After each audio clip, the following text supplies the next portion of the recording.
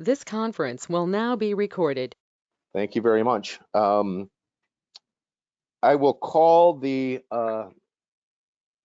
May 6th, 2021 meeting of the Planning and Zoning Commission for the City of St. Peter to order at 5:30 p.m. We do have a quorum present with members Rosso, Ranch, Noel, Davis, DeVos, and Fickner joining us on a virtual format in the GoToMeeting platform. The first thing we need to do is Ben needs to be administered the oath of office. So Ben, if you'd turn on your microphone and repeat after me. I, Ben Ramf, do solemnly swear. I, Ben Ramf, do solemnly swear. That I will support the Constitution of the United States. That I will support the Constitution of the United States. And that of the state of Minnesota. And that of the state of Minnesota. And that I will faithfully and impartially discharge. And that I will faithfully and impartially discharge. The duties of a Planning and Zoning Commission member. The duties of a Planning and Zoning Commission member. In and for the city of St. Peter, Minnesota. In and for the city of St. Peter, Minnesota. To which office I have been appointed. To which office I have been appointed. To the best of my judgment and ability. To the best of my judgment and ability. Thank you, Ben. Welcome to the commission.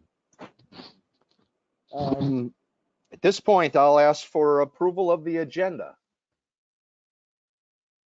Noel will make a motion to approve. We have a motion from Noel. Is there a second? Ramp, second. We have a second by Ramp. His first official business. His name's in the box score, as we'll say. We have a motion and a second to approve the agenda. All in favor say aye. Aye. Aye. Opposed, Aye. same sign. We have an agenda. You received this morning the minutes of the April 1, 2021 meeting, and as I explained, Cindy was absent, and I did not take a single scribbled note.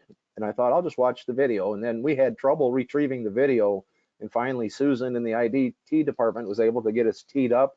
So I wrote the minutes yesterday and got them out today. If would anyone be inclined to move the minutes I presented or note any corrections or alterations?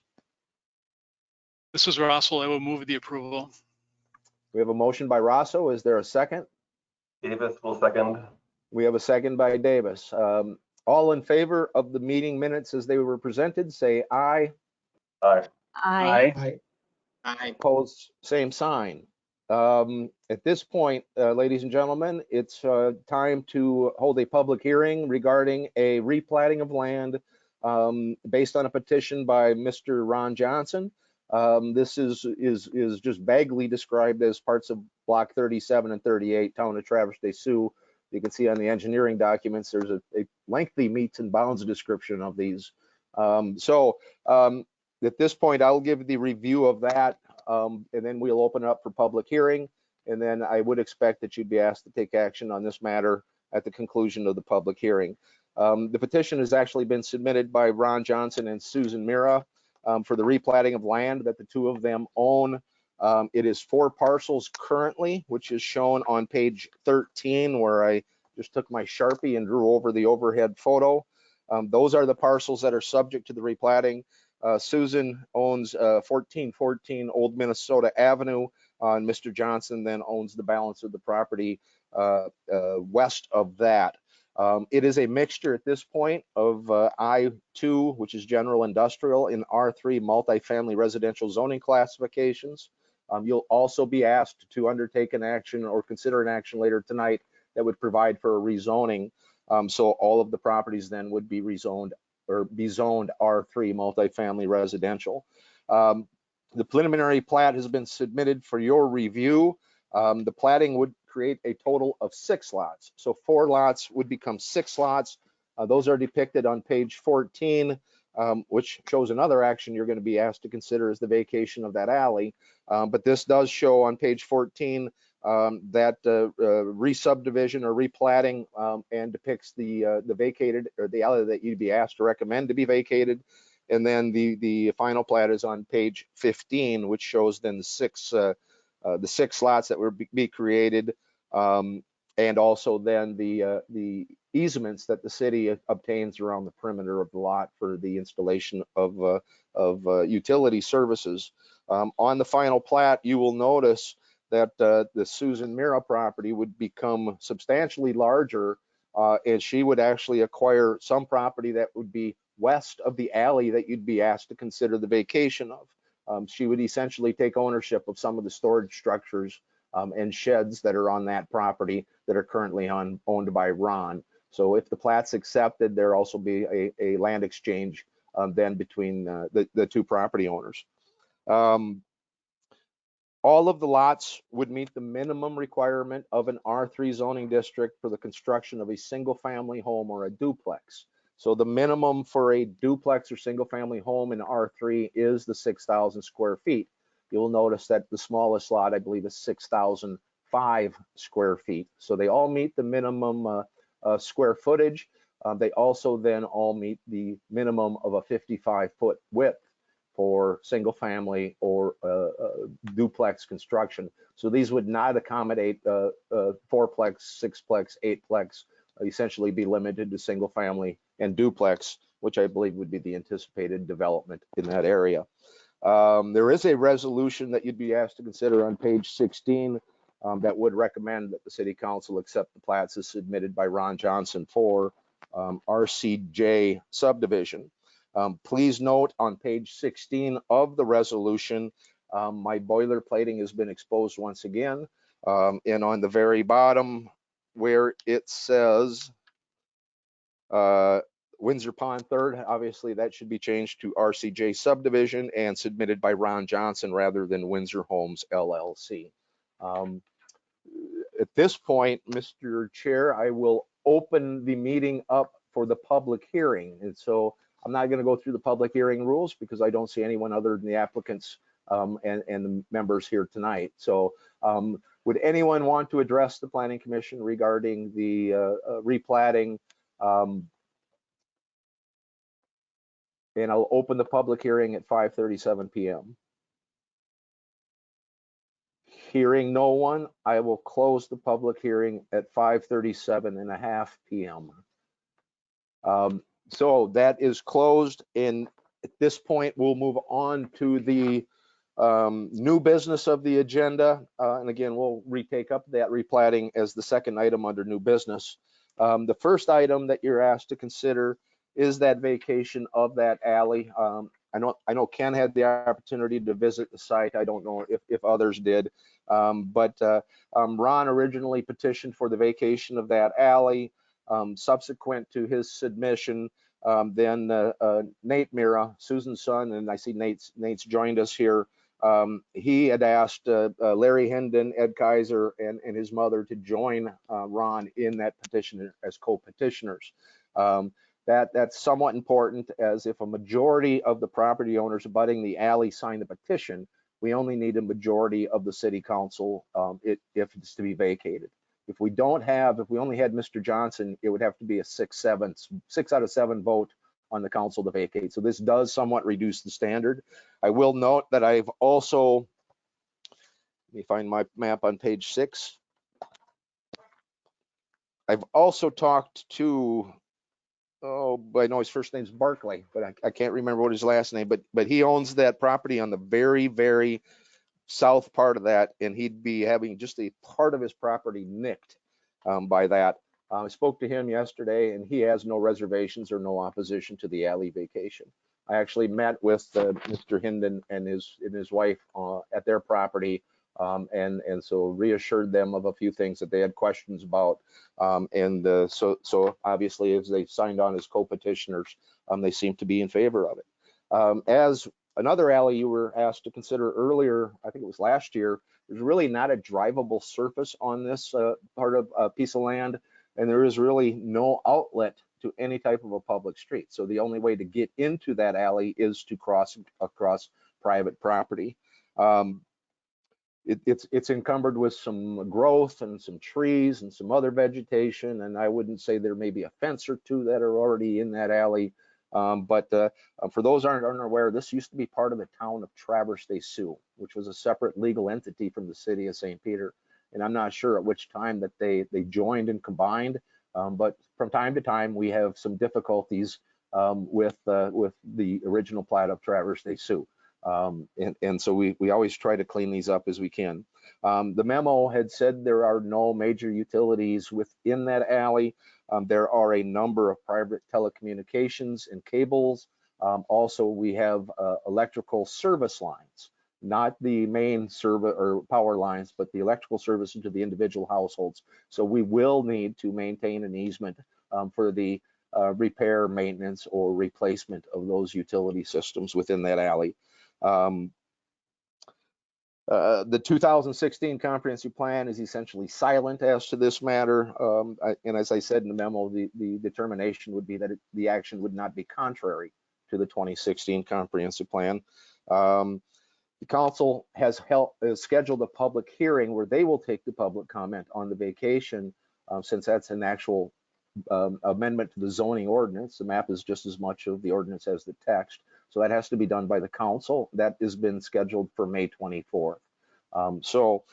There has been a resolution that's been prepared on page 8, which does recommend that the city council approves the vacation as petitioned.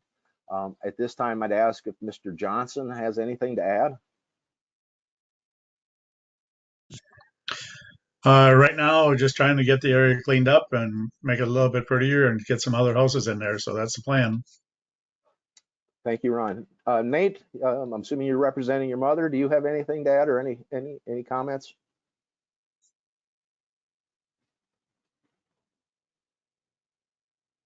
I saw your microphone turn on, Nate, but I'm not hearing you.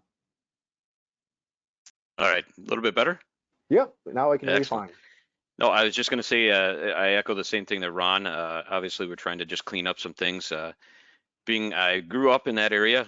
There's never been an alley improved in that area. And like Russ was indicating, there is no outlet on either end. So this just seems like a way of cleaning up what's already being occupied out there. Obviously, we do know there's some communication lines in that alleyway. Those will be located by Bolton and Mink, providing an easement over those items, and we will show that on the final plat.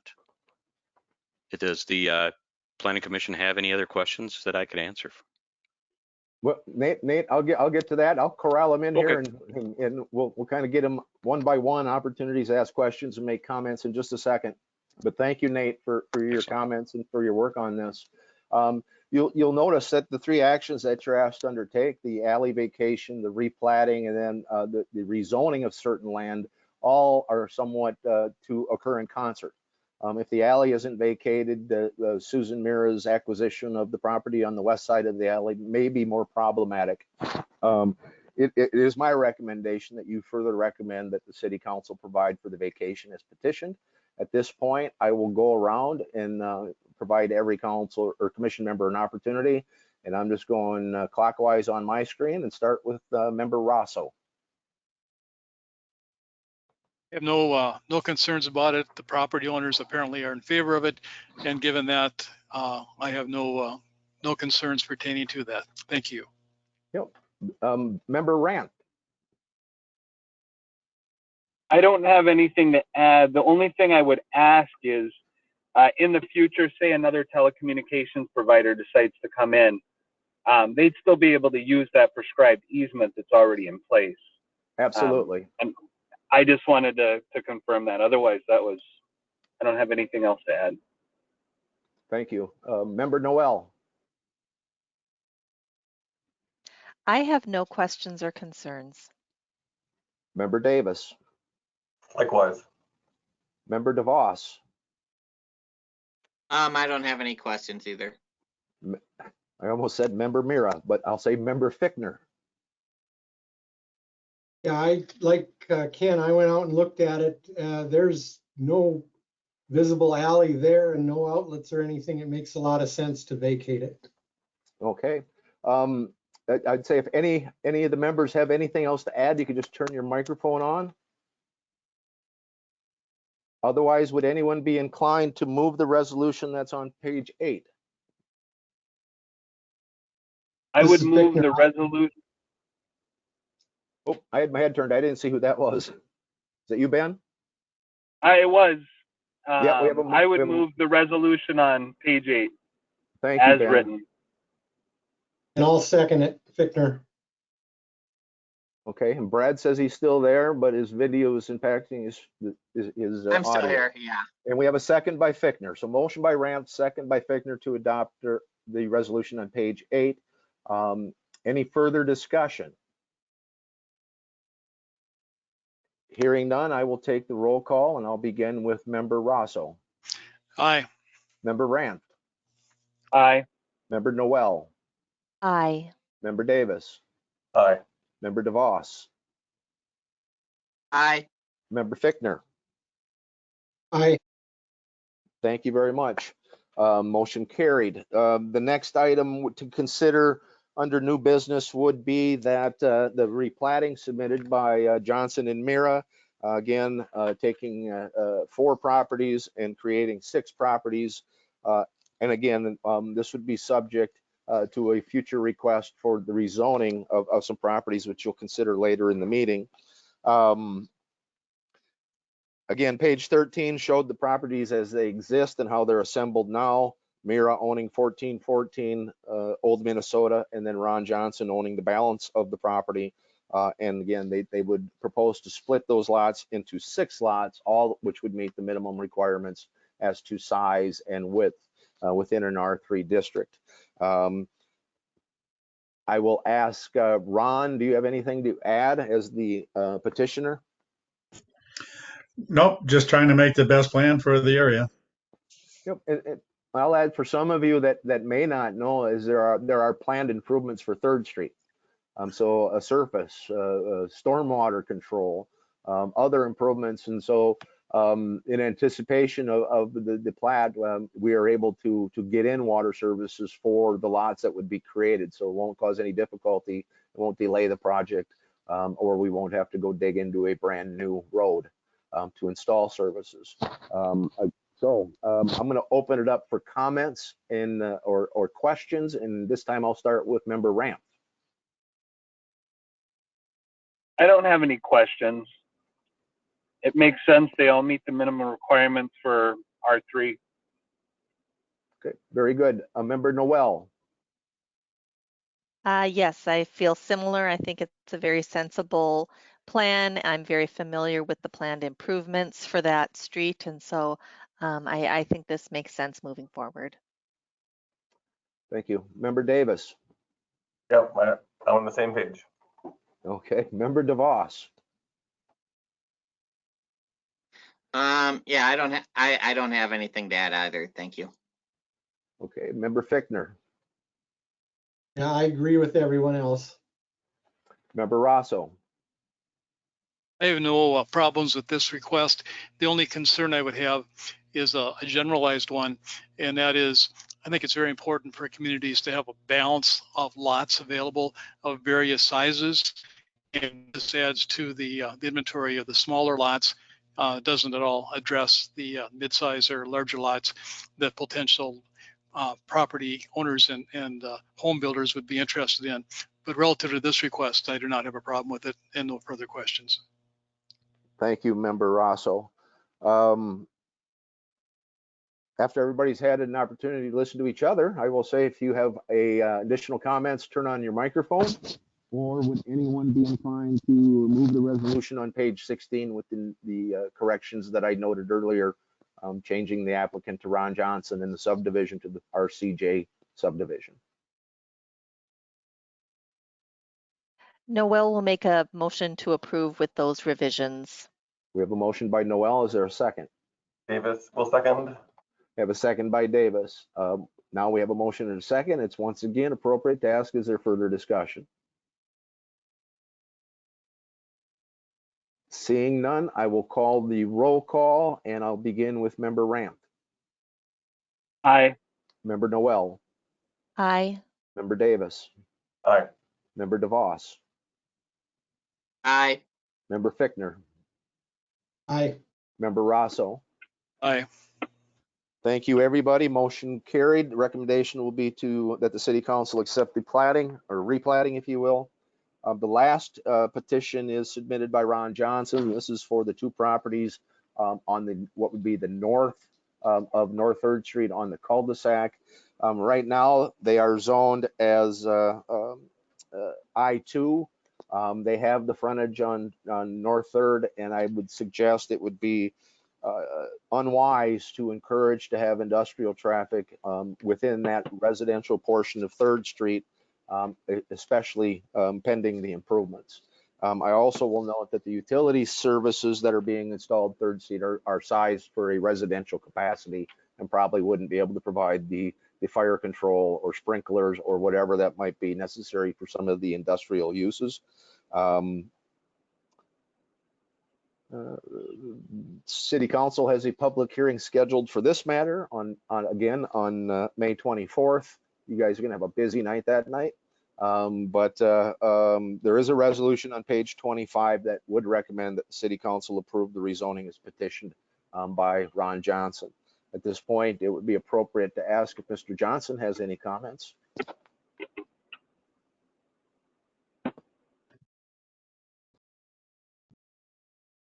My main goal was basically to try and get into this, housing area because, like I said before, it's not conducive with the road. Plus, with the new improvements that I finally understand, the road wouldn't really work well with a lot of heavy traffic in there.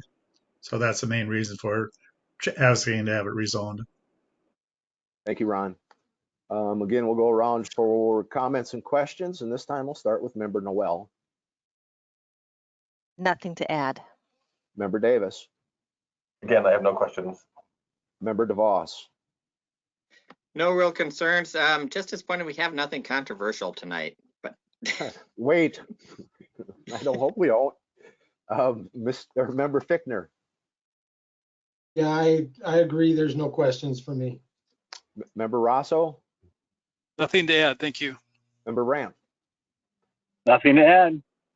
Very good. Now you've also all had the opportunity to hear everybody's no comments or very little. So if you have anything to add or a question, right, turn your microphone on. If not, would anyone be inclined to move the resolution on page 25 that would recommend that the City Council provide for the rezoning as petitioned?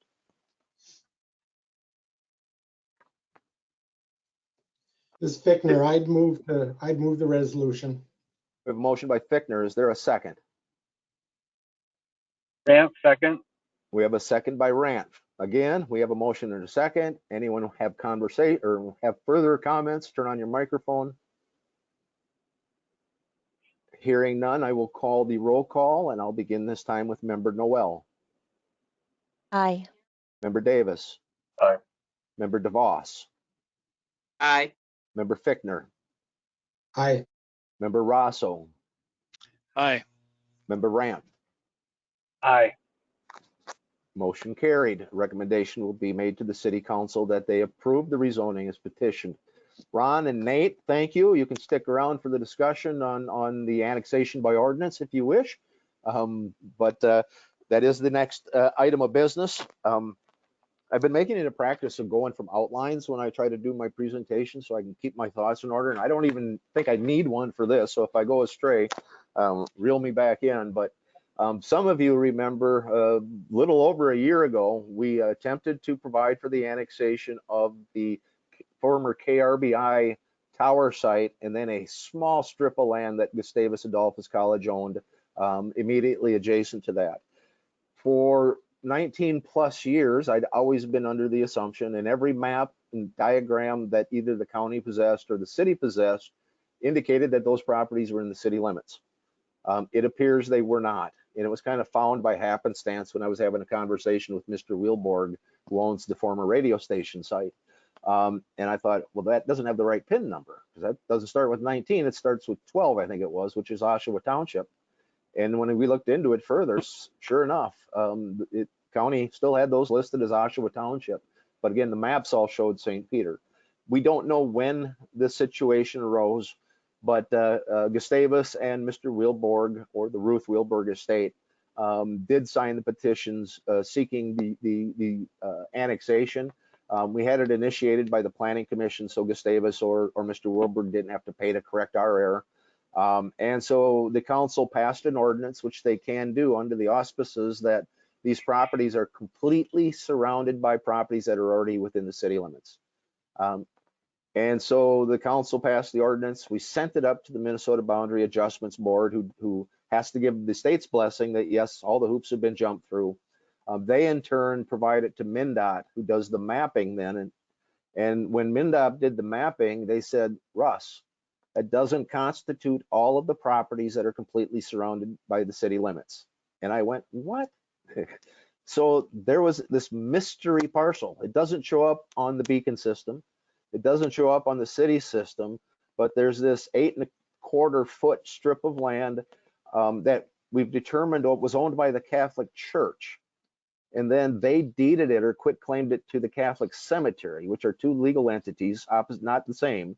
And we think that at that point, when the land transfer happened, the county, and we're not pointing fingers, but this is what we think happened, is they said, oh, it's part of the cemetery. The cemetery's in the city limits, so now it's in the city limits. Which perhaps would be reasonable, but that is not how Minnesota boundary adjustments work. And so we're taking a second swing at this, and we've included that Calvary Cemetery property. I've discussed it with their chairman of the board. He has no issues. They're not a tax-paying entity anyway, so it's not going to matter if they're paying township or city taxes. He agrees it does clean things up. So you're being asked to pass a resolution that recommends that the city council undertake the annexation by ordinance of the Weelborg property, the Gustavus sliver of land, and the Calvary Cemetery smaller sliver of land. And we believe that this constitutes all the property necessary. I have sent it up to Justin at MnDOT and asked him to pre-map it, but I think his workload's a little heavy. I should have that back by the time the city council would consider this also on May 24th when they would hold a public hearing. So that's the best exclamation I can make. Well, I'll also say that this was not considered to be time sensitive, so we didn't just jump right into it and clean it up. And I thought perhaps after COVID may slow things down a little bit, we'll get it back to it. But now at this point, Mr. Weelborg is going to approach you, maybe even at the next meeting, seeking a split of his land. He has intents to perhaps sell a part of the western part of his KRBI site to Gustavus Adolphus College. And so I told Bart I don't have standing to provide for a registered land survey of your property because not all the property subject to that survey is in the city limits. So that's the explanation, and I'd ask, would anyone be inclined to move the resolution recommending the city council undertake that action? Or I'd answer any questions you might have. This is Russell. I will move the resolution. We have a motion by Rosso. Is there a second? DeVos will second. And a second by DeVos. Is there further discussion? Just feel free to turn on your microphone. Russ, if I may. Oh, yes, you may. The only question I have, and I'm sure the dollar amount is minuscule, but the loss of tax revenue to Oshawa Township relative to the city, is that's been discussed with Oshawa and they're fine with that? Yes, Oshawa waived any future taxation receipts when we did the first one. And so again, now that Calvary Cemetery is being added and they don't pay any property taxes, right, that wouldn't have any additional impact on the township. So I've not reapproached them, but I can touch base with their township clerk, Linda Pell. Thank you. Any other questions? We do have a motion and a second. So I will do the roll call vote, and I will begin with Member Davis. Aye. Member DeVos. Aye. Member Fichtner. Aye. Member Rosso. Aye. Member Rant. Aye. Member Noel. Aye. We were 4 for 4 tonight. So you might have been right, Brad. Ladies and gentlemen, I have a couple reports. I will say that the state of Minnesota did approve the annexation of the properties, including the ends in Ben Pell, the Pell Inc., the Nicollet County, and the James Wilson properties. So that's been approved by the state. Those lands are now within the city limits. Also, we have ultimately and finally successfully negotiated the acquisition of the sewer easements that are necessary to serve the new 66-unit apartment complex. We were able to settle with both the Ben Pell interest as well as the Bonnie Ends interest. And so those have been signed, cash has been exchanged. We have the easements, and the bids for that project, I believe, are scheduled to be opened on May 25th, the Tuesday after the council's big meeting night. And the council may or may not be asked to get into a special section, because after the 24th, there's actually two Mondays. They'd have the 5th Monday and the 1st Monday. So they wouldn't have a council meeting to June 14th. Mindful of our deadline to have that installed by October, we may ask the council to convene in a special session after we have conversations with the contractor. If he says I can't get into it until July, there's no need to rush the council, but time is of the essence on that matter. Finally, I will say that the Danby Building LLC variance was provided by the Board of Zoning Appeals on the 15th, after you had considered the matter on April 1. Ladies and gentlemen, I don't have anything further for the good of the cause, but typically we ask if there's anything planning and zoning related before we adjourn the meeting. If not, Ben, welcome to your first meeting. Thank you for volunteering and stepping up. That's very important. We couldn't get by without people willing to take their turn and to share their wisdom and their advice and judgment with us. So thank you. Other members, always thank you also. So if not, would anyone make a motion to adjourn? Davis moves to adjourn. Motion by Davis. Is there a second? Fickner seconds. We have a second by Fickner. We don't have to take a roll call vote, or we don't have to take an individual vote. We can just say all in favor of adjournment, say aye. Aye. Aye. Aye. Opposed? We are adjourned. Thank you very much. Cindy, you can stop the recording, and everybody have a wonderful